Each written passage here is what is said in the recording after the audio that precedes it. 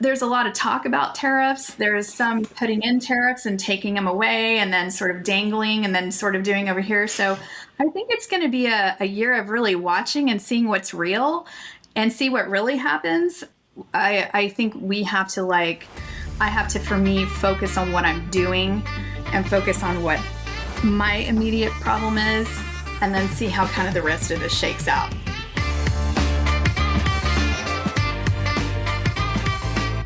Hey, Julia. Hey, babe. How you doing? I'm doing well, but I've got something on my mind I wanted to ask you about. Oh, Lord. What is it? So I was reading this article recently that was talking about telling people to be quiet in public. So, like back in the old days of people like whispering in a movie theater, and now it's more like people being in public settings, maybe talking on their phone and like talking out loud or being on their phone in a movie theater or something like that. What are your thoughts about, have you ever done that? Have you ever shushed to someone? Yes. How did it go? It did. Well, they kind of looked and just realized, I was in an airport lounge and a guy was holding a meeting and he didn't have headphones and it was on speaker and everyone around is it's very early in the morning to have a call, but it was just obnoxious that you just don't have, you just couldn't put the phone to your ear, right? Yeah. And so what was the deal with him? Why is he holding court on a speaphone in a public place? And so I was like, hey, you're on speaker. And he was like, oh yeah, I know. And I was thought that would be the thing. And he just kept going. And so finally somebody from the lounge staff was like, do you have headphones? And he was like, yes. They were like, can you put them on? And he was like, am I disturbing everybody? And it's like a collective, everyone went, yes. So you weren't put in that uncomfortable place of telling one-on-one a person.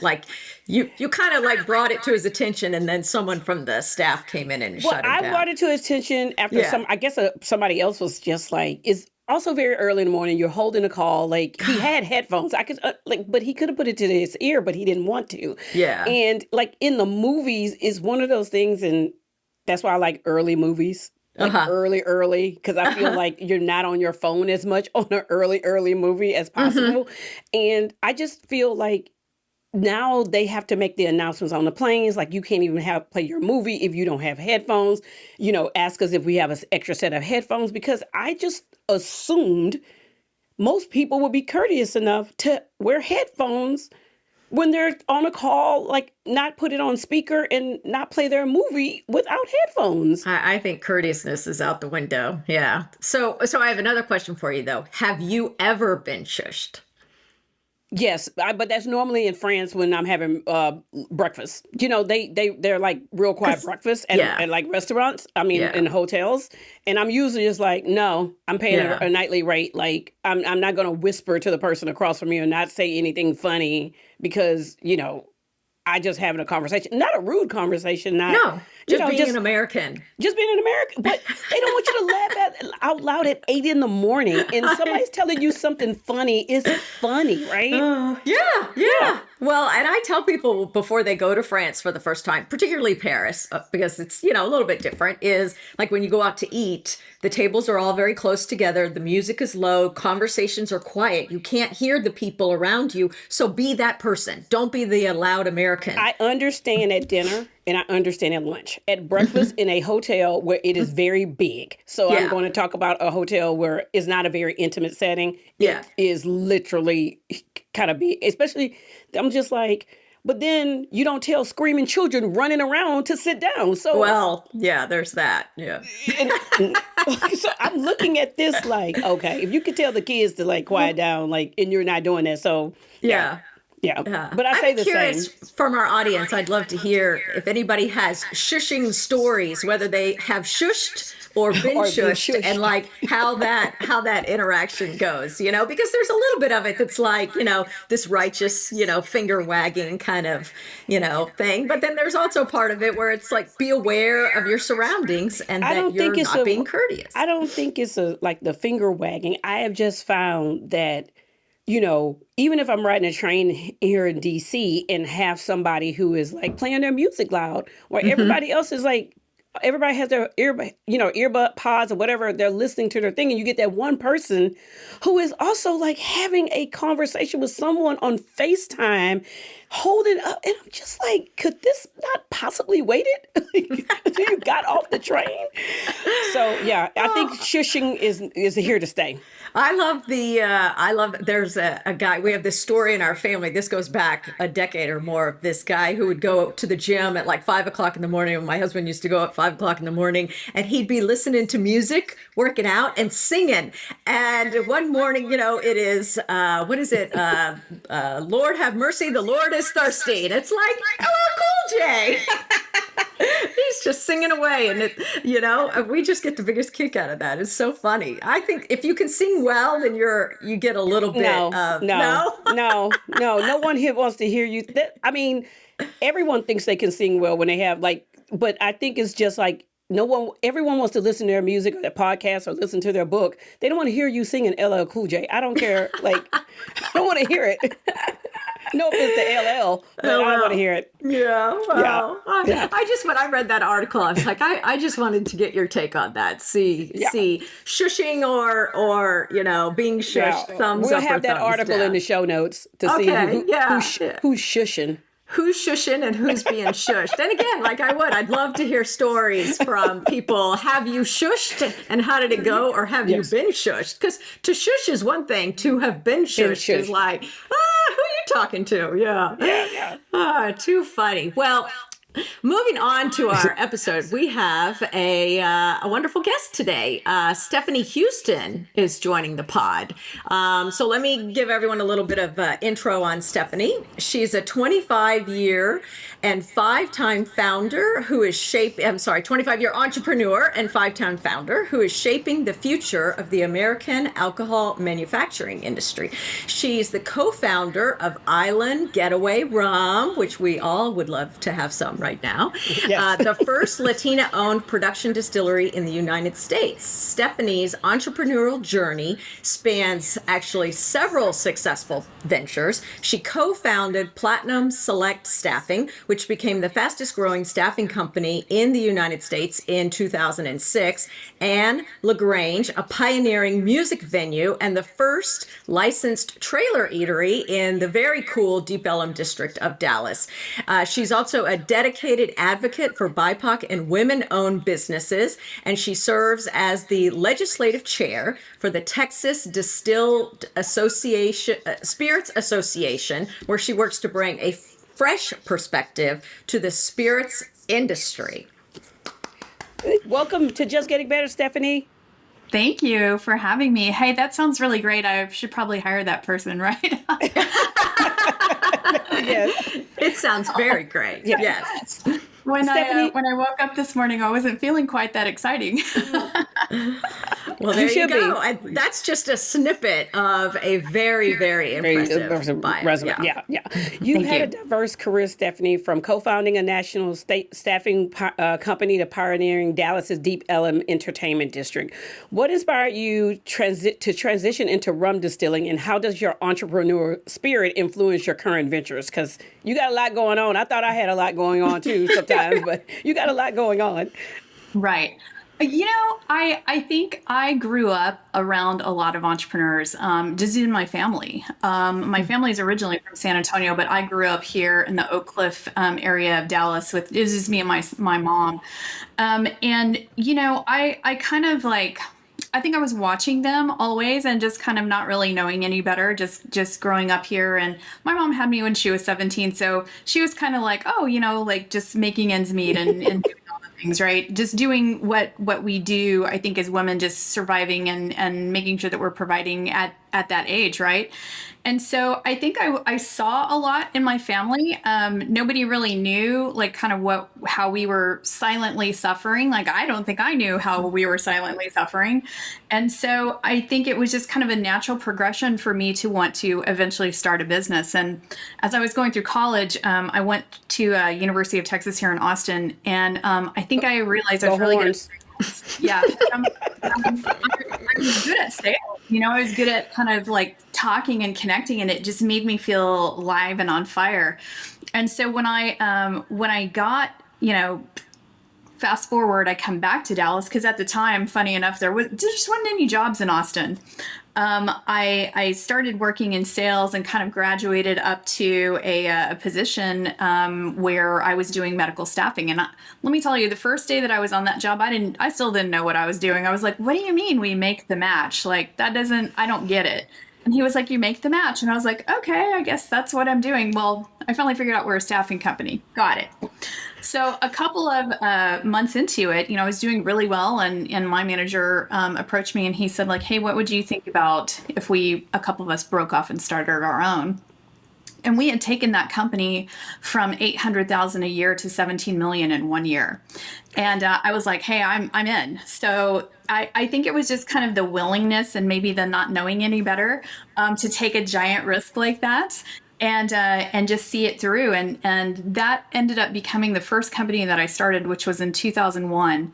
And by the time we sold that company in 2008, we had 700 employees. That was like about 100 internal, about 600 out in the field. But we had infiltrated all 50 states and we had done over $220 million in sales. So I think we sold the company and then I kind of started moving on to like the next venture. And I did things that inspired me at the time. So I went into Deep Ellum. I was inspired by my son's music and started this fun music venue. And then I think you quickly learn, and it's something I've learned today, is like when you do all of those things by yourself, like you start realizing like, hey, it would be much better if we were collaborating. If I had people to lean on and all that. So I think it's kind of come all the way around. But back to Deep Ellum, I had a colleague who was around the corner from me that had started kind of the first winery here in Dallas. And I'm not sure about, what his ambitions were, but he was coming in from France and I just knew he made really great wine. Well, fast forward, I start this trailer park eatery. I'm doing all these projects with the city of Dallas and just really just doing great. But my family wasn't doing well. And so I ended up just kind of picking up, giving everything away or selling it and moving to Austin to get closer to my son's dad. And I saw this winemaker had opened up a winery or was about to in the hill country. And I was really struggling. I think I had sold my company. I lost my identity with that. My music venue was successful in a lot of ways, but it wasn't successful financially. And so I was coming off of like just feeling really beat up. And I wasn't sure what I was going to do. So when I was literally day drinking at a grocery store, I was flipping through. It happens to the best of us. Cheers to day drinking at a grocery store. Yeah, it was my spirit animal at the time. I see him and I reached out and he said, hey, I could use some help. And so I went out and we kind of, got caught up from the years that we had not seen each other. And he mentioned the Rum Project. And I was like, we talking that's about Ben Calais by chance?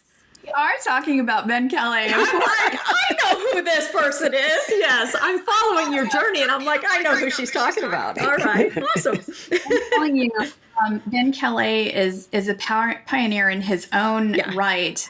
And I really think that what he's doing is even, it's inspirational to me because he's doing things in Texas that are notable for Texas agriculture. And I think like when we come back to it and we talk about like legacies and history and all the things, like we're all just stewards of the land, right? And so it comes back to this, I knew what he was producing and I knew that whatever he was going to do was going to be great. And so I wanted to be involved. And for me, like rum always represented the time that I was taking off of work. I was going on a vacation on the beach and having a frozen drink with an umbrella and doing all the things. And that meant I was off. And so when we talk about Island Getaway, like that's a name that my son and I came up with together in our kitchen.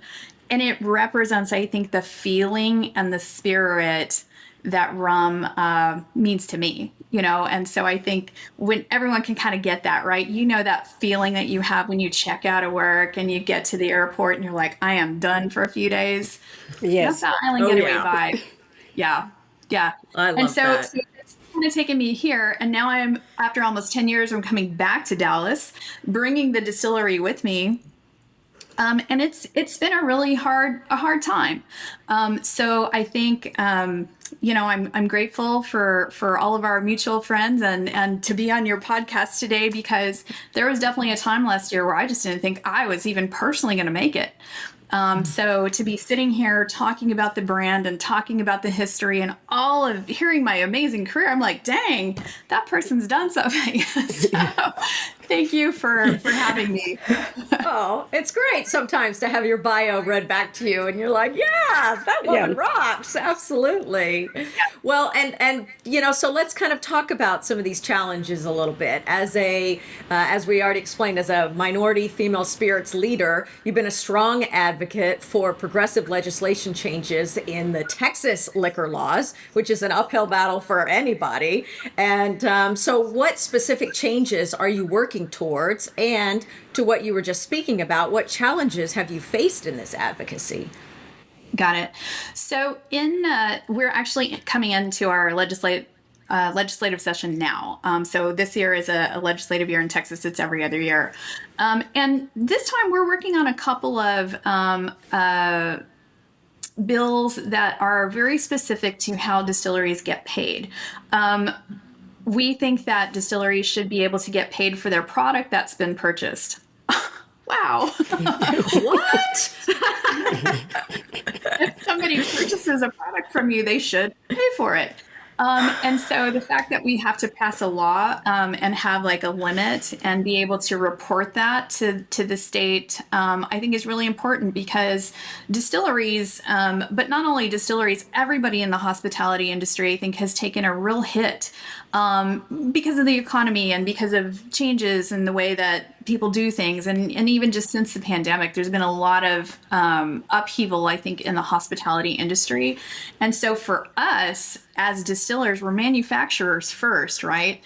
We sometimes don't get paid for the products that we send out, and that's a problem. And so that's the key initiative that we're working on this year. I think it's super reasonable to be expected, to get paid, and it helps because a lot of times we're putting our product out there on a trust method, that we trust that money is going to come back in, and so when it doesn't, we'd like to be able to alert the authorities so that the person who hasn't paid gets sanctioned in some way. So that's what we're working on. In the past, we have raised some of the limits for the way that you can purchase spirits. Prior to the last session, you could only buy 2 bottles in a distillery per person per 30 days. Now you can go into a liquor store and buy as much as you want, but at a distillery, you can only buy 2 commemorative bottles. And so we were able to double that limit. And I think that's been helpful for some of the players and for some of the brands that rely on tourism, which is a big deal here in Texas. To be able to sell your product to the people coming through, I think, is critical. We always, kind of dance around Sunday sales here in Texas. I don't know that we'll ever get it, but it's something that comes up every time. It's exhausting. Yeah. Well, right now, President Trump has declared, a national emergency to justify the baseline of 10% on all imports, and with higher, tariffs for China, European Union, and Japan. Given your extensive experience in the spirits industry, how do you anticipate tariffs? Because I know that's on a lot of people's mind, affecting your business operation costs and competitiveness, both, domestically and internationally. Yeah, I sometimes follow the news, and I say recently a lot, I have not. I saw the tariffs come through. I was aware of it a couple months ago when they were talking about it. The truth of the matter is that tariffs have gone into place various times over the last decade, and probably even before that. I can only speak to the last decade because that's the only time that I've been in spirits, manufacturing in that way. I wasn't thinking about tariffs before that, especially for a CPG product. I think that it can affect us in a couple ways. What I'm trying to focus on for me personally is, okay, well, if the goal is to sell more American products, I can swallow that. I can hear that. I get that. And trust me, like I want my American product to succeed over an import for sure. But I think that there are things that they haven't really thought about. We buy glass from India, from China, from everything. So as those tariffs or whatever it is going to happen goes onto those products that maybe aren't already in the United States, the cost of even my product that is made here goes up because a lot of the components of what goes into those spirits is made outside of the United States. I think it's going to hit the tequila industry. I think it's going to, and I know there was some talk yesterday about how some of those things could be excluded from that. And again, that's important because the United States is the biggest purchaser of tequila in the world. And so that could decimate centuries of farmers, that live in Mexico, and that's their family livelihoods. I've been to some of those small estates, and they depend on sales primarily in the South United States is where the majority of that's sold. So I think that, there's a lot of talk about tariffs. There's some putting in tariffs and taking them away and then sort of dangling and then sort of doing over here. So I think it's going to be a year of really watching and seeing what's real and see what really happens. But I think I could get caught up in the fear of what's happening, or I could just stay charging forward and deal with it as it comes. We were exporting a little bit to Japan. We were going to start exporting to Canada. And so for a brand like mine, a tariff or them kicking us out without paying would be devastating. I didn't get to that point yet. I think that some of the bigger companies probably have some experience dealing with those types of things. I don't know what it is. I've never done that. So I don't know how it affects them directly. But I think that there's not a lot of thought being put into all of the components that sort of go into all of the products that are made here in the United States, whether it's a car or a rum bottle, it doesn't matter.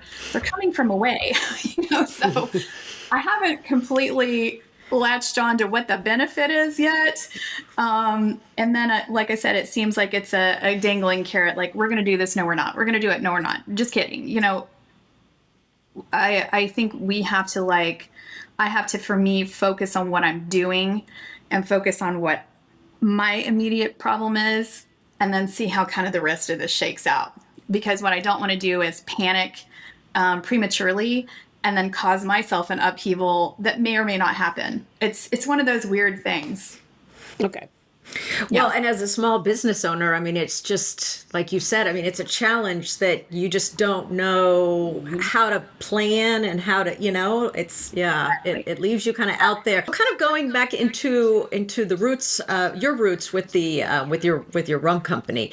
Your family's history is truly remarkable, and it is clear that you take pride, as you should, in the legacy that's been passed down through generations to you. We understand that certain aspects of history, particularly around sugarcane trade and its implications, are complex. And as hosts, Julie and I want to make sure that we're respectful of your story while also being mindful of the broader historical context. So with that in mind, can you share how you personally navigate these complexities while sharing your family's legacy, and how you balance your pride and awareness of the challenging aspects of the history? Yeah, I know I'm going to get right to the point up front. I didn't even know my history until I was in my 7th or 8th year of making rum. I was not aware of it. Wow. And so what I have is I have a history degree from University of Texas. My focus is in African history, so I was always fascinated with Africa and traveling and going there and being there and learning about indigenous religions and traditions and all of the things that are Africa, right? It's where, in my heart, where we came from.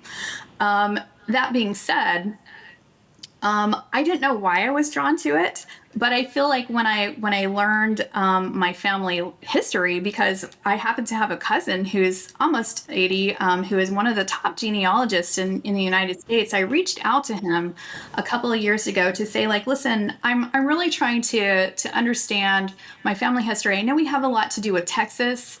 Nobody in my immediate family, like in the last generations, has been anywhere in the alcohol production space that I know of. Pre-prohibition, I don't know what's happening down there, but like I'm trying to learn. Like I want to learn where I came from, and I knew that we had somebody in the family that is like published in all these universities like around the world. And so I reached out to him, and I'll be damned, he responded, and he said, Stephanie, like, I'm so glad to talk to you. And this is on my mom's side, like literally like grandfathers all the way back. He was like, I can send you your family tree. You're related to Charlemagne and El Cid Oh, wow. and all of the rulers of Spain and Moctezuma and all the original indigenous royalty of the Canary Islands, which is right off of the coast of Africa. And so I really started digging into this and as it pertains to the history. And the reason why I did that is, number one, I have a history degree, so I'm always interested in history. But number two, I had a lot of people asking me why rum, and I just knew that I was drawn to it. Same thing like in my history degree, I knew I was drawn to it, and I couldn't explain why. Like I felt compelled to do this. It's not something where I go like, hey, let me figure out how to get more alcohol in people's hands. That's not, I feel like there's something bigger behind it. There's like a bigger cause or a bigger calling. And I am one to always think about our ancestors and how they got here, and the trials and the tribulations of the journeys, and how all of those people kind of, how did we land in Texas, right? It was here before. There were people here before. To say that the United States was discovered is silly. But how do I get here? How did I do this? And so to have somebody say like, this is your legacy all the way back to 300 BC. And I go, whoa, that's cool, because I can see those indigenous people. People think that rum probably came from India or somewhere in that region. And so for me, knowing that my way back ancestors were the Berber people traveling across North Africa, right? Their main crop was sugarcane. So it's one of those things where I think it becomes interesting. They're the ones who came to the Canary Islands. A certain faction of them settled there. They became the indigenous people of the Canary Islands, and I knew that that's where I was from. Well, that's also where they say that the sort of sugarcane spread started. And that's where kind of like the rum industry in general started. So I found that really fascinating and interesting. Now you get to the 1400s, and we've got these explorers coming in from Spain, and the Canary Islands was their stop. They stopped there before going anywhere, to the west of that. And so then to find out, this kind of nugget of history where somebody that I'm likely an ancestor of possibly gave the first sugarcane stalk to Columbus is interesting, because that is how it got to Cuba. Because again, I go back to, people ask me, what the hell are you doing making rum in Texas? Like, this is a Caribbean spirit. And I go, is it? Okay. Like I think it comes back to being interested and learning. And I think it comes back to something that I think about is not only were the origins of let's say a lot of agriculture, right? In these communities, these native communities, but these were matriarchal societies, you guys. These are places where women were the leaders. She was a governor of the Canary Islands at that time. The Berber people were a matriarchal society. The women were the leaders in that group. And so I think there's a legacy that I think about that's more important than the cane production. It's about female leadership and how it's always been a thing. We've always been significant. And so when I joke around with my friends and say, hey, I'm thinking about running for the governor of Texas, and they go, what business is it that you have doing this? And I say, well, let me show you. I come from a long line of female leaderships, as we probably all do, right? Our history and our I feel like our ties are similar. And so we can take the history and learn how we got here. And for me, like for the rum business, I think it's again, it's some sort of a validation of saying like, hey, I can show, and I'm still learning, why I belong in this category. Why I belong in Texas. My family were the first people to start it calling it Texas, but that's a shared history of probably most of the people of South Texas. We should know those things. And so I think like I try to lean into that side of it, because let's talk about it. Like those times were terrible, right? It was slavery and all the things I learned about in my African studies, like everything, the trades and people and commodities and all those things, horrific, horrific, horrific.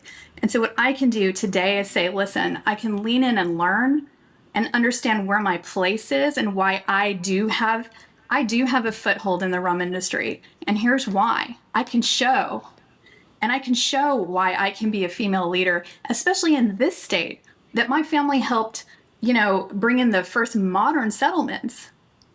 It doesn't mean people weren't already here, but it gives me, I think, a place and a leg to stand on so that I can say, like, and then how can I come in here and be better and do better than what those people did before? Or lean into all my ancestors, Moctezuma. I'm directly related to Moctezuma. These are indigenous people of the lands. How do we take what we know today, know that we're valid in being in that space, and then do better for our communities? I think that's what ties me to it. So I'm not proud of a lot of those things, but I am proud to know that I have a place and that I can make a difference. Well, speaking of legacy, oh, sorry, go, Michelle. I was just going to say, so Stephanie Houston for governor? Yeah. Sorry. Don't even attempt me. I sort of said that in El Paso recently. I said, I think I'm going to spend the next 10 years understanding how to get into that building because nobody that looks like me has ever done it. And why isn't that the case? Our people started... We lived here for 500 years in this land. Why aren't we in the highest forms of government? Why aren't we in those places? And how do we do that? And if it's not me, how do I help somebody who looks like me or acts like me or thinks like me to get into that space? I feel like that's my purpose. And I feel like that is that calling. The calling isn't about rum or it's not about a bottle. It's about what do we do with the things that we know and the things that we've learned, and how do we lift up and rise up and bring our people to the forefront and make them a priority. That's the clip. Talk about that's it. That's the clip. That's the clip. But Stephanie, you're talking about legacy. You're talking about leadership, and you've made several significant career shifts. I mean, a 5-time founder is like that's nothing to sneeze about. That is hard. And so throughout your life, and from the staffing to the rum distilling, pivoting later in life, because we have a lot of listeners of various ages, but pivoting later in life can be challenging, but also incredibly empowering. What advice do you have for those in their, I'm going to say, late 30s, 40s, 50s, and beyond, who might be considering a career or a personal pivot? How do you navigate both the excitement and the uncertainties that come with such changes? Right. I'll be 52 this year. I'm a proud Gen Xer. Yes. Gen X, baby. Gen X. This is the Gen X Women Our Power podcast. Yeah. I am not afraid to say I'm going to hang on to those 80s years from dear life. And I read someplace that big 80s hair is coming back, and I can't wait. But I had to pivot a lot just throughout life, right? Even when I was a kid, you're just pivoting. And the word pivot didn't exist back then, right? This has become a term that's like, ooh, let me shift gears. And what we're trying to do is survive. We got to survive. And in order to survive, I got to make a different choice. I'm going to choose to survive or not survive in whatever it is I'm doing. And so we can see that as pivots, or we can see that as that's a turn in the journey, right? A course correction, some might say. But I think, like for me, for this particular business, I've probably pivoted more than I ever have in any other thing. A lot of the projects I did were very straightforward, but we had the pandemic. We had to learn how to be 4 different businesses in the same year. I had to learn how to be a rum manufacturer, then a hand sanitizer that was federally I didn't have an FDA clearance before. I had to do all that. Then I had to be a restaurant. Then I had to be a drive-in theater. And then I had to go back to being a rum distillery, so that we could stay alive. And then last year was a really devastating year for me and the company. We had invested in this piece of property that, I don't think that people that were involved were looking out for our best interest. And I'm just going to leave it at that. But what ended up happening is it almost took us completely out.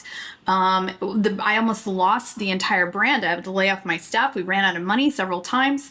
And I almost died over this thing. Like the stress, it forced me direct into menopause, which a lot of people don't talk about. You're already having anxiety and hormone fluctuations. Your hair's falling out and it's growing in places you don't want it to grow.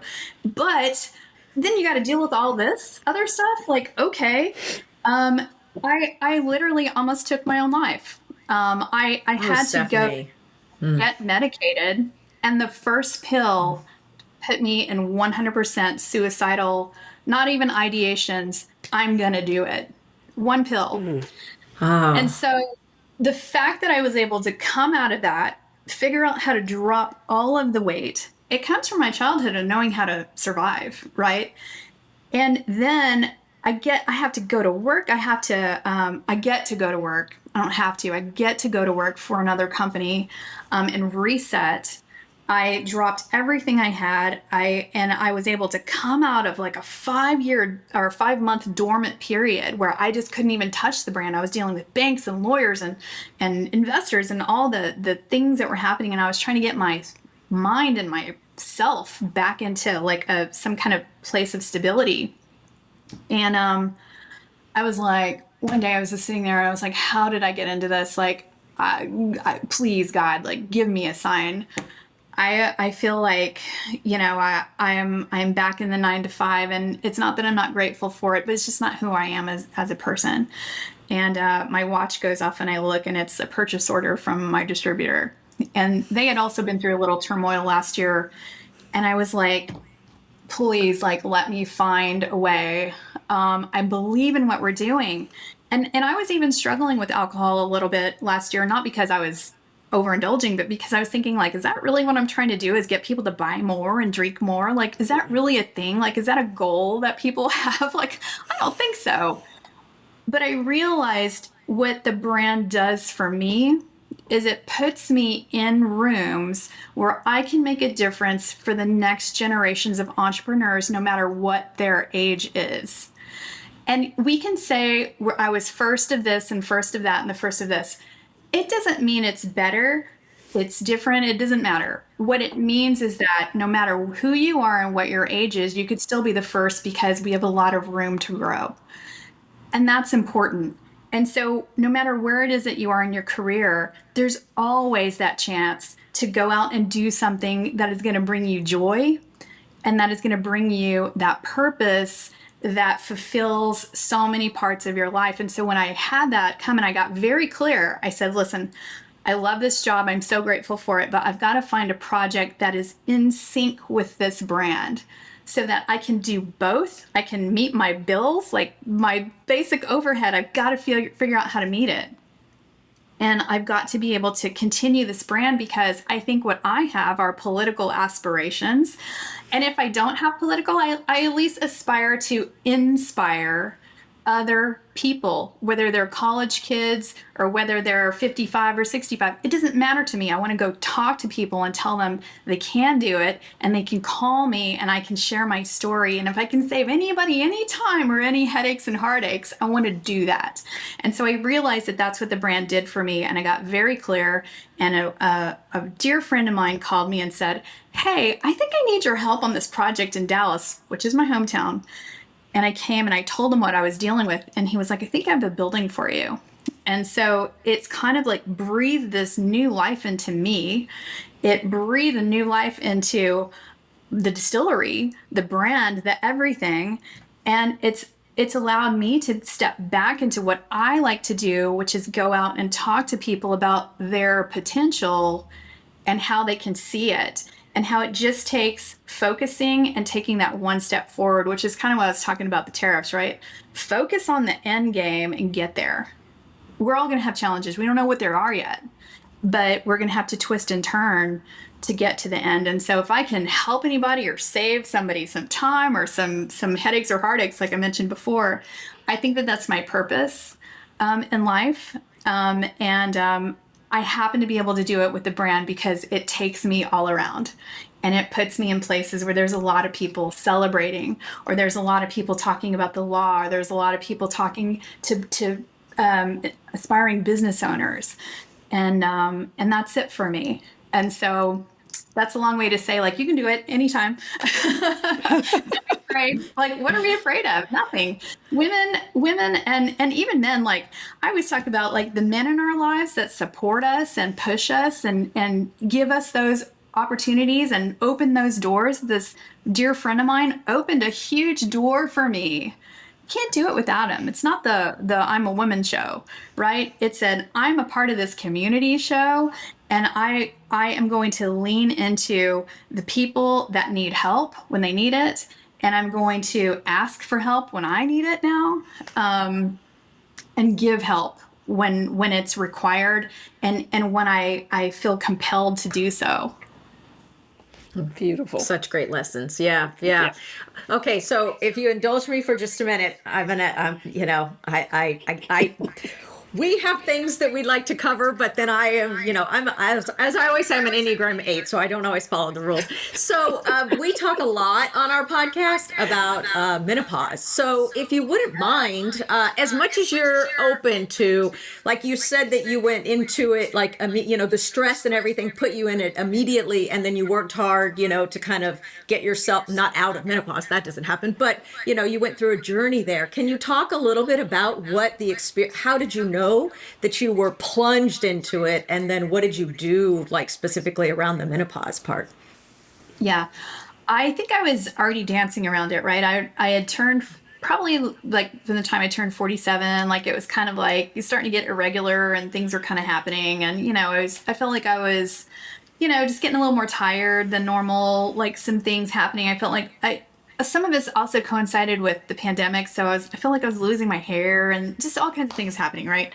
Well, when I had that extreme stress for that extended period of time, it 100% forced me in. And the level of anxiety that I felt was so extreme, which was the raging hormone or drop. I guess I still don't know which one it is. Is it raging or is it gone? I don't know. But all of that pushed me 100% into menopause, and I was panicking and having extreme panic attacks all day long. I couldn't sleep for longer than 45 minutes. I would wake up in a panic. I was having hot flashes that were just devastating, 20, 30, 40 a day. I wasn't eating, so I lost like 30 pounds in a 3-week period. When it got to the height, that's the part where I decided I had to go get medicated for it.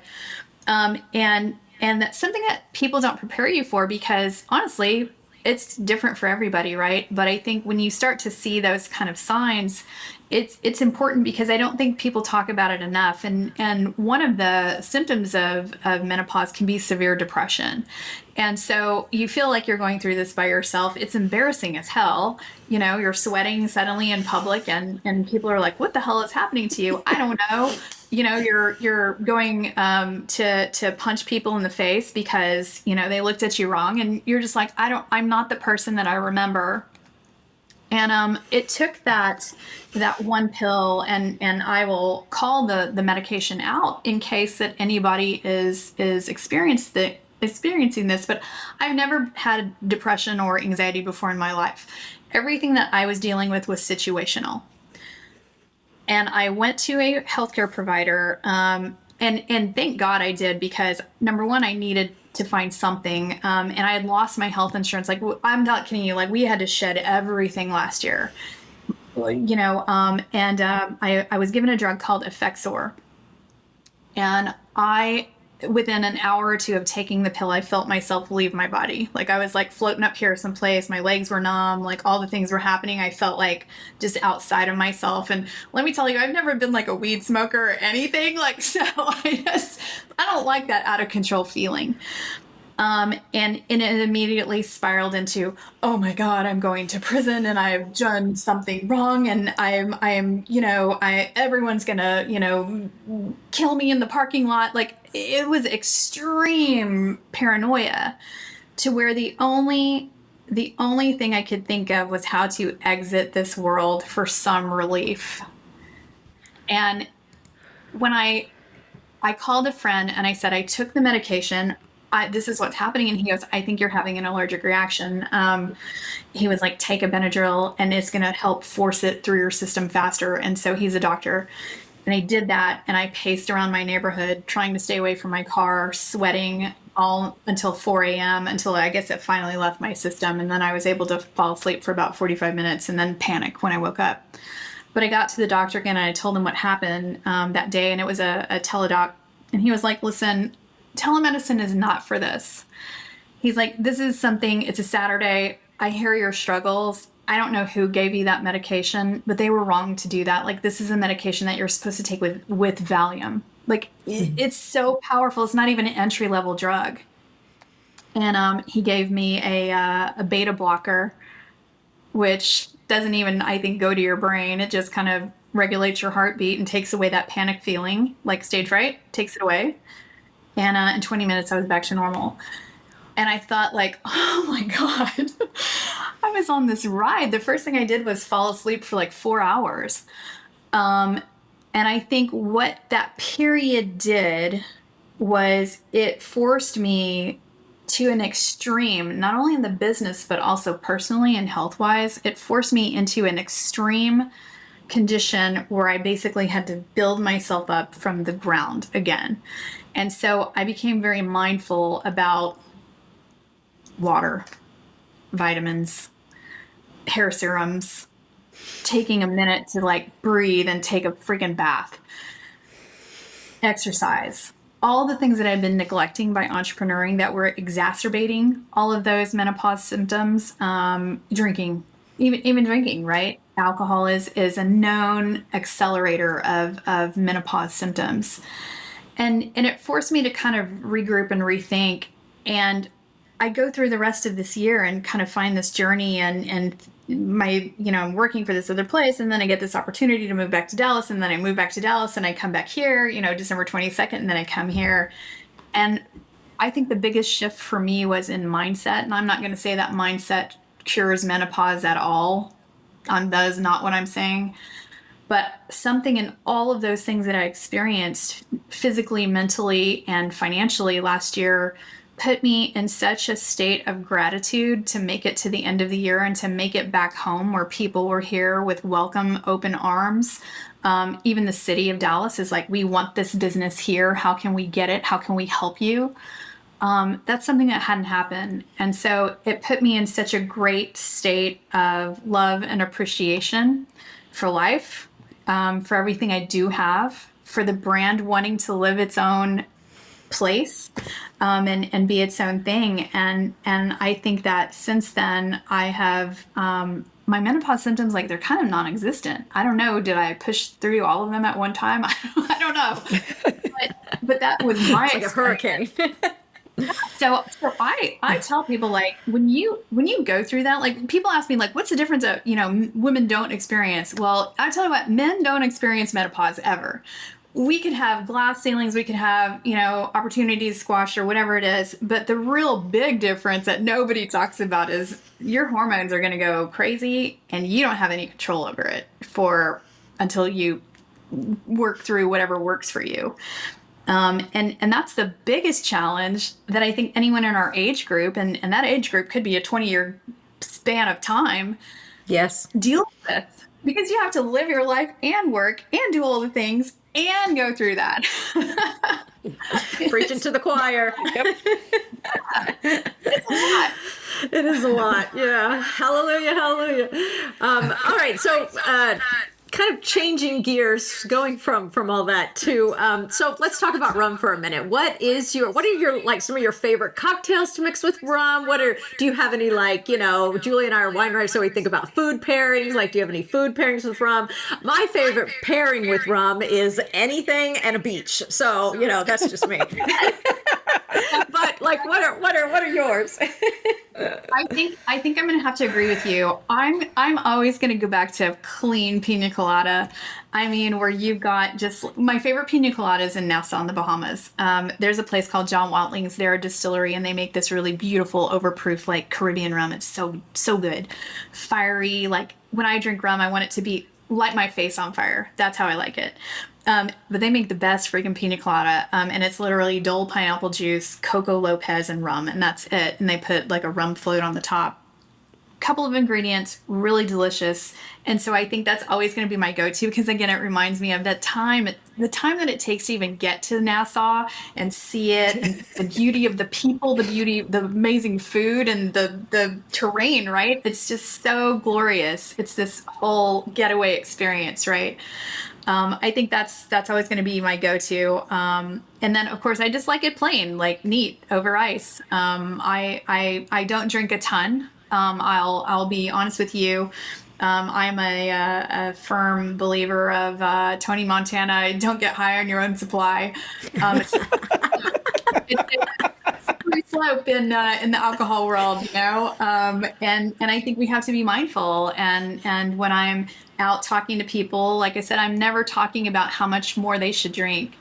I'm talking about how they should drink mindfully and think about if they do drink, like, can you support Texas-made products?